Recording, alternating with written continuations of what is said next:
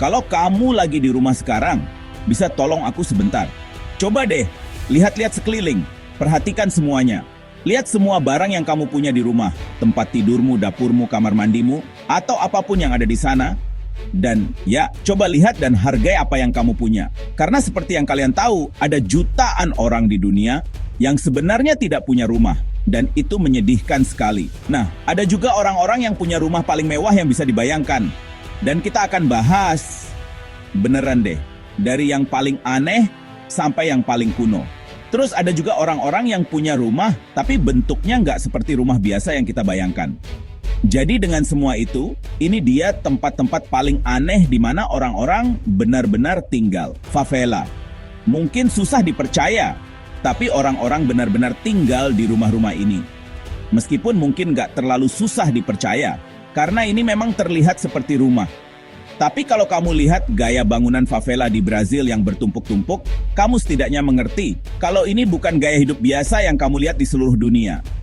Ini adalah rumah-rumah yang hampir semuanya bertumpuk satu sama lain. Dan itu menciptakan gambaran yang unik meskipun menyoroti masalah di Brazil. Begini, favela juga dikenal sebagai daerah kumuh di sebagian besar kota-kota Brazil. Dan itulah mengapa, jika kamu berkunjung ke Brazil, kamu akan dilarang pergi ke tempat-tempat ini karena ada orang-orang berbahaya di sana dan orang-orang yang ingin memanfaatkanmu. Jadi, aturan lain yang kamu dapat dari orang-orang yang tahu daerah itu adalah pergi dengan seseorang yang tahu apa yang terjadi, karena jika kamu hanya berkeliaran sendirian, kamu pasti akan mendapat masalah karena kamu tidak tahu aturannya. Tapi dengan pemandu, kamu bisa melihat beberapa bagian favela yang jujur bagus, dan itu perlu dicatat. Meskipun itu adalah daerah kumuh, ada komunitas seni yang besar di favela yang telah berkembang selama bertahun-tahun, seperti yang banyak dicatat setelah mengunjungi tempat itu. Percikan kreativitas ini disebabkan oleh kebutuhan mereka untuk memiliki sesuatu yang berpotensi membantu mereka dengan situasi mereka. Bagian yang paling menyedihkan dari favela adalah mereka benar-benar berdesakan di rumah-rumah bertumpuk ini. Salah satu yang terbesar di seluruh Brazil menampungnya banyak orang, dan itu bukan ruang yang luas untuk ditinggali. Jadi, yang kita punya di sini adalah kisah dua rumah, kalau boleh dibilang begitu. Ya, ini adalah tempat yang bisa menarik jika kamu membuat dirimu disukai oleh penduduk setempat, dan ruang kreatif bagi mereka yang ingin mencoba dan membuat sesuatu dari hidup mereka. Tapi ini juga contoh bagaimana banyak negara akan begitu saja mendorong rakyatnya ke pinggiran dan hanya berharap mereka bertahan hidup. Sebelum kita lanjut, suka video ini, tekan tombol subscribe dan klik lonceng notifikasi sekarang juga. Atau kelabang ini akan merayap di wajahmu saat kamu tidur. Nomor kuil gantung Haitian. Mengingat betapa suramnya bagian sebelumnya, bagaimana kalau kita bikin lebih seru sekarang dengan yang satu ini? Kalau kamu pergi ke Tiongkok, terutama di Tenggara Datong, kamu akan menemukan keajaiban misterius yang dikenal sebagai kuil gantung Hang Shen. Disebut kuil gantung karena memang dibangun di tebing gunung terdekat, dan banyak orang bertanya-tanya kenapa gravitasi tidak menjatuhkannya.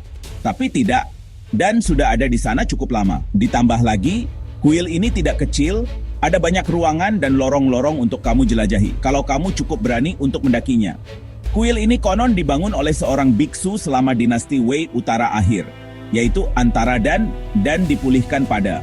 Dibangun dengan mengebor lubang di tebing, tempat tiang-tiang penyangga kuil dipasang. Sekarang bayangkan sebentar, seorang biksu bisa mengebor lubang di gunung jauh sebelum alat bor bertenaga tinggi dibuat dan kemudian hanya menggunakan tiang-tiang sederhana untuk menjaga kuil tetap berdiri. Itu bukan hanya kreativitas, itu mungkin kejeniusan, karena biksu tidak cukup dihargai atas kecerdasannya. Elemen menarik lainnya dari kuil ini yang masih digunakan sampai sekarang adalah Konfusianisme, Taoisme, dan Buddhisme. Semuanya dipraktikkan di sana. Secara tradisional, kuil seperti ini hanya untuk satu sistem kepercayaan, tapi yang satu ini membuka gerbangnya untuk berbagai kepercayaan yang sangat progresif. Oh, dan karena kita lupa menyebutkannya sebelumnya, seluruh bangunan ini tingginya meter di atas tanah. Dan yang kita punya di sini adalah representasi sempurna dari dedikasi seorang biksu dan seberapa jauh orang bersedia pergi demi keyakinan mereka. Dan kamu tahu, mengingat kuil itu masih berdiri, siapa kita untuk menyangkal keyakinan dan dedikasi mereka? Nomor Sanil de Labas. Tadi aku baru saja menunjukkan tempat yang dibangun di sisi gunung. Tapi bagaimana kalau aku tunjukkan beberapa tempat yang dibangun di bawah dan di dalam ngarai? Ini adalah desa putih unik di Spanyol yang memang memiliki rumah-rumah yang terletak di dalam dan di bawah tebing ngarai yang begitu banyak. Sehingga ada bagian di mana kamu benar-benar bisa melihat batu-batu besar menggantung di atas dan rumah-rumah yang menopangnya. Oh, dan dengan desa putih, maksudku warna rumah-rumahnya. Ngarai itu sendiri diukir oleh Sungai Purba yang sekarang jauh lebih kecil. Tetapi karena hasil karyanya, tempat itu sempurna untuk ladang zaitun dan tempat pertanian lainnya seperti kilang anggur. Itulah yang dikenal dari tempat ini awalnya. Meskipun produksi anggurnya berkurang belakangan ini, tempat ini sebenarnya masih indah untuk dilihat dan memiliki pemandangan dan keajaiban yang cukup banyak, termasuk lagi rumah-rumah yang berada di dalam dan di bawah batu-batu raksasa. Jujur, agak menyeramkan melihat semua batu yang dilewati orang begitu saja. Tapi itu hanya mencerminkan betapa amannya perasaan orang-orang dan betapa yakinnya mereka dengan konstruksi rumah-rumah itu.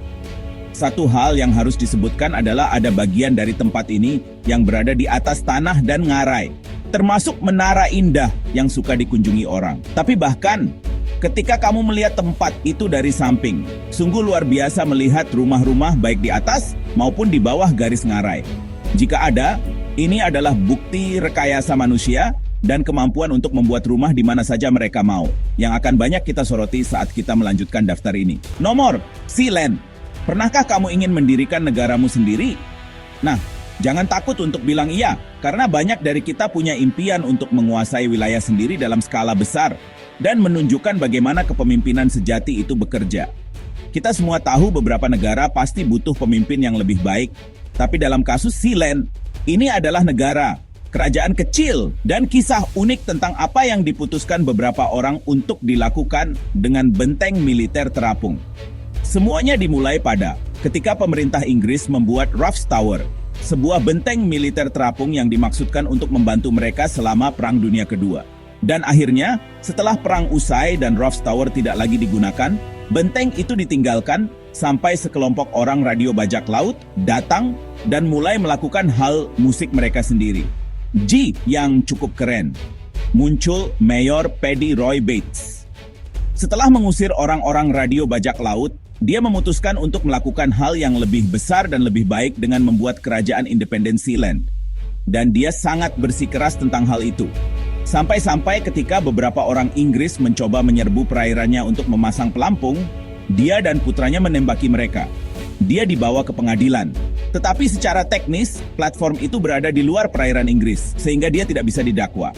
Pada dia memperkenalkan konstitusi untuk Sealand, diikuti oleh bendera nasional, lagu kebangsaan, mata uang, paspor, dan stempel imigrasi. Dan ini semakin aneh, karena ada upaya kudeta untuk menggulingkan dia dan keluarganya dari kekuasaan di Sealand, dan itu berhasil digagalkan. Dan ada beberapa tempat yang mengakuinya sebagai negara terkecil di dunia. Maju cepat ke hari ini, dan orang-orang benar-benar tidak tahu harus berbuat apa tentang semua ini. Tapi jika kamu mengunjungi situs web resminya, situs itu menyambut kamu untuk menjadi bagian dari itu, dan kamu bahkan bisa mendapatkan gelar bangsawan. Maksudku, kenapa tidak? Nomor, desa terapung di Kamboja. Dari negara terapung ke kumpulan desa terapung, sekarang kita menuju Kamboja untuk melihat kehidupan yang unik lainnya. Khususnya, kita akan melihat orang-orang yang tinggal di Danau Tonle Sap dan memiliki rumah-rumah terapung yang sebenarnya, di mana mereka berusaha untuk hidup yang sama sekali tidak mudah. Tapi kenapa begitu? Nah, pertama-tama, alasan desa-desa ini adalah karena perubahan rezim yang memaksa orang-orang dari berbagai latar belakang etnis yang berada di negara itu untuk bekerja untuk kembali ke rumah, kecuali mereka tidak bisa. Dan karena mereka bukan penduduk sah Kamboja, mereka tidak bisa membeli tanah untuk mencoba hidup. Jadi mereka hanya membangun rumah di danau, di mana mereka punya cukup untuk bertahan hidup dan menggunakan danau, serta banyak sumber dayanya untuk mencoba bertahan hidup. Setiap hari mereka bekerja di danau, mereka menjual barang di danau, mereka bepergian, dan bahkan mencuci diri dan harta benda mereka di air danau. Dan meskipun banyak yang menganggap desa-desa terapung ini sebagai daya tarik wisata, ini lebih merupakan pengingat seberapa jauh orang bersedia pergi hanya untuk memiliki tempat tinggal.